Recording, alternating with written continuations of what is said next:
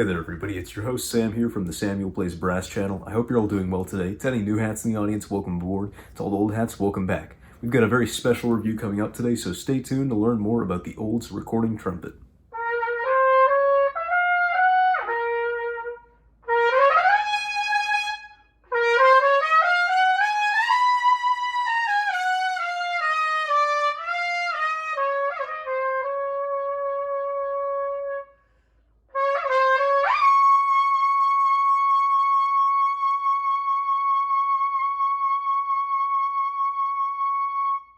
This particular instance of the recording was made in Fullerton, California sometime in late 1955. It's just a couple thousands off of the Rob Stewart serial number list entry at August 1955, which is serial number 150,000.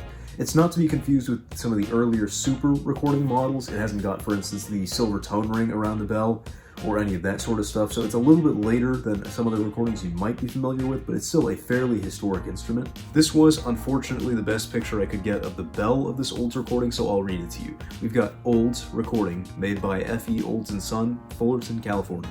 This recording trumpet has a lot of awesome features to talk about, but I think the most notable is its wrap being slightly different from that of most trumpets we'll be familiar with.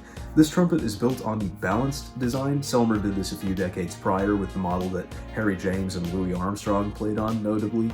And you'll see that the second valve is a little bit offset from the first and third. That's to accommodate for your middle finger being slightly longer than either the ring or index finger, and so you're able to supposedly arc your fingers a little bit more naturally, but that's not where it ends. The valve block on this instrument is a lot further from your body than what you might expect on a trumpet, and that means the bell section is going to be a little bit longer in total, and the bottom leg of the lead pipe will correspondingly be a little bit shorter.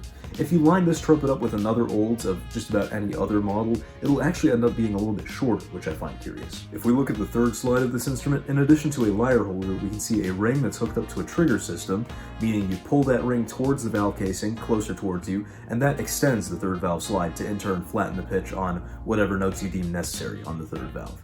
Unfortunately, if we look at the first valve slide, we don't have any form of on-the-fly adjustability. We can only set the slide to some 0 point and go from there, and that's a big bummer for me. A lot of vintage horns don't do anything about the first valve tuning, but that's something that I really look for in modern instruments and really sometimes take for granted. There is, however, one noteworthy feature on the first valve slide, and that is the pull nub. If you look closely, you might actually miss it at first glance. There is a mother-of-pearl inlay on both the pull nub on the first valve and second valve slide. I think that's pretty cool. Looking in turn at the main tuning slide on the instrument, we can see a water key that's built in the trombone style, where it's kind of built up and at an angle. And if we open the water key, we'll see that the nub where the condensation drains is also built on an angle, which is kind of a strange feature. Of course, everyone loves to talk about bore size, so we'll mention that this instrument has a .460 inch bore measured at the valve section, or a 460 bore as it's colloquially known. The interesting thing about that is I mentioned the lead pipe total length to the valve section has to be a little bit shorter on these balanced models, meaning there's not as much time from the venturi to the valve section entrance for the bore to actually expand all the way to 460. So maybe the conical bore profile on this trumpet is a little bit different than some others. Maybe it tapers just a little bit more at the lead pipe and just a little bit less at the bell section. Once we get to the bell flare, we've got a 4.75 or 4 3/4 inch rose brass bell, and of course, as I mentioned, that's got the fancy engraving that I couldn't really get a picture of, but it's a really nice bell. A lot of people are probably wondering what it feels like to hold and play a balanced model trumpet, and I'll be the first to come out and say it feels a little bit awkward. The balanced wrap is just different enough from the conventional wrap to feel strange in the hands, especially after long periods. I don't have very long arms. I can barely reach 7th position on a trombone, and so having my arms further out from my body, even if it makes the trumpet less front heavy, is not particularly favorable for me. And the balanced design also subtly changes the way you pivot on the horn, which is a big problem for someone like me who's a big pivoter, maybe not by any virtue of good technique, but in any case I need a horn that feels alright to pivot a little bit depending on the register and style of playing, and the Olds recording definitely is a little bit awkward in that regard. I'd like to provide a few impressions on playability from behind the bell rather than in front of it, because that's just what I experience as a player, and any trumpet that's 70 years old is going to respond a little bit different differently from a modern trumpet.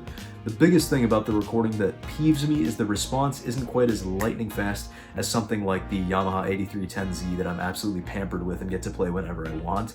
Unfortunately, any instrument that doesn't respond just lightning fast for me does feel sluggish and heavy-handed.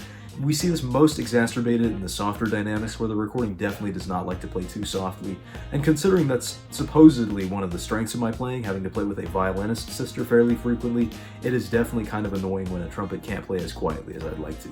Vibrato is, it sounds really nice on this trumpet, and you can get that sort of old cheesy vibrato, but it's not as easily attainable as I expected, and that's for a couple of reasons. The slots on this instrument are fairly firm, and the valves do seem to be pretty airtight after 70 years, which is incredible, because a lot of these old instruments have really worn valves that don't fit well, and allow for things like goofy, janky vibrato that is practically a semitone wide in either direction, but it's a little bit harder on this instrument, I will admit.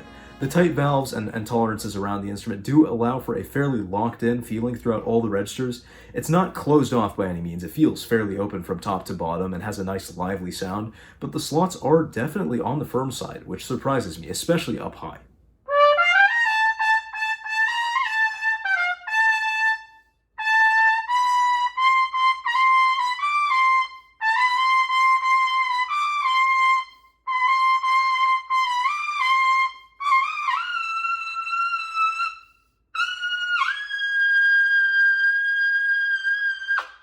As far as the sound from a listener perspective goes, the Olds recording is definitely pretty bright. That is a commonality of almost all trumpets from this general era. It is a lot of fun to play, and you can get a good singing tone out of it despite the brightness, which can't be said for some trumpets of this era. And the sound is probably most reminiscent to me of the 50s style of trumpet playing. You get that a lot with like Harry James, who played a balanced model, but it was, I think, a Selmer balanced action, had a really large bore, and it was made in extremely limited quantities. But in any case, because of the balanced style, I had to play a little bit of Harry James for you in this video.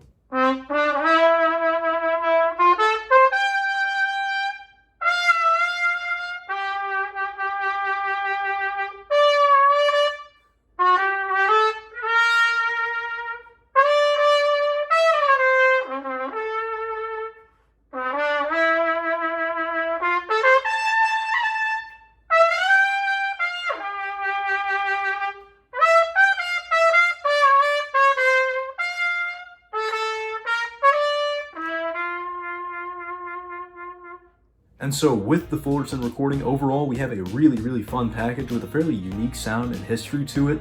It definitely sounds a little bit different from some modern trumpets, but is a lot of fun to play, even if it is a little bit temperamental in terms of the mouthpiece or even the player. Some players don't particularly like the recordings models, but I really enjoyed playing on this one, and I've had a lot of fun making this review for you. If you've enjoyed it as much as I've enjoyed making it, consider leaving a like and a comment down below, and consider subscribing if you're not already. It's a small gesture with a huge impact on the channel, and it'll keep you up to date with more of these reviews. If you want to see more reviews, you can find them up in the playlist in the top right corner. This has been Samuel Plays Brass reviewing the 1955 Olds recording trumpet made in Fullerton, California. Thanks so much for watching, and until next time, we'll see you on the flip side. Thanks for watching, everybody. If you want to support the creation of bigger and better content on the Samuel Plays Brass channel, have your name featured right here, and a whole host of other perks and benefits, then please consider pledging your support at patreon.com/SamuelPlaysBrass. For now, you can find more videos in the end screen cards to my left.